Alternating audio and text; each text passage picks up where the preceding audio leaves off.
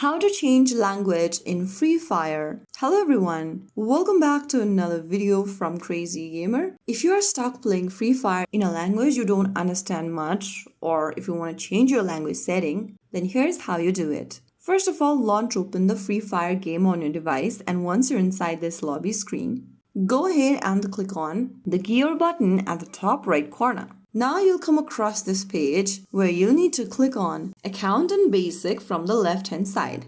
Inside Account in Basic, click on the language option. Tap on the option and you'll see different language you can change to. For me, there are only 2 languages available, but the languages might be available to you depending upon your region. More languages might appear on the page. Select the language you want to change to and click OK to confirm. So if you do that, you will be able to change your language setting in Free Fire. If you found the video helpful, don't forget to like, share and subscribe to our channel. I will be back again in the next video. Thank you for watching.